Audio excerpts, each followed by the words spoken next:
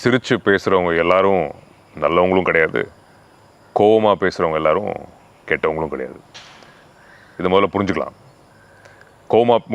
கோவமாக பேசுகிற எல்லாருமே வந்து கெட்டவங்க,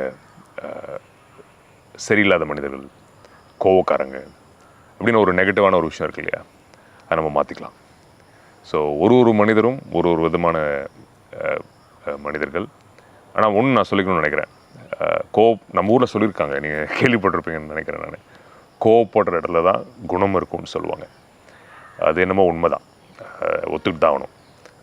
அதிக கோவப்படுற மக்கள் எப்பவுமே வந்து மனசளவில் ரொம்ப நல்ல மக்களாக இருப்பாங்க. அநீதியை பார்த்தா ஏற்றுக்க முடியாதவங்களாக இருப்பாங்க. அடுத்தவங்களை கஷ்டத்தைப்படுறதை பார்த்தா ஏற்றுக்க முடியாதவங்களாக இருப்பாங்க.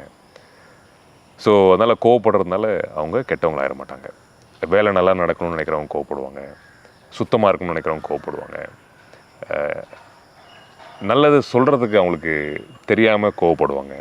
நல்ல எண்ணங்கள் இருக்கும், பட் அதை வெளிப்படுத்த தெரியாமல் கோவப்படுவாங்க. ஸோ இவ்வளோ விஷயங்கள் இருக்குது. பட் கோவம் நல்லதானா? கோவம் நல்லது கிடையாது. கோவத்தை குறைக்கிறதுக்கான விஷயங்கள் நம்ம பண்ணணும். ஏற்கனவே நான் அதை பற்றி பேசியிருக்கேன், எப்படி கோவத்தை குறைக்கலான்னு. ஸோ ஆக மொத்தத்தில் கோவம் நல்லது கிடையாது. பட் த பாயிண்ட் இஸ், நல்லா சிரித்து பேசுகிறவங்க எல்லோரும் நல்லவங்களும் கிடையாது, கோவப்படுறவங்களும் கெட்டவங்களும் கிடையாது. So just a snippet guys. உங்கள் வாழ்க்கையில் எப்படின்றத நீங்கள் இதை வச்சு நீங்கள் கொஞ்சம் யோசிச்சு பாருங்கள்.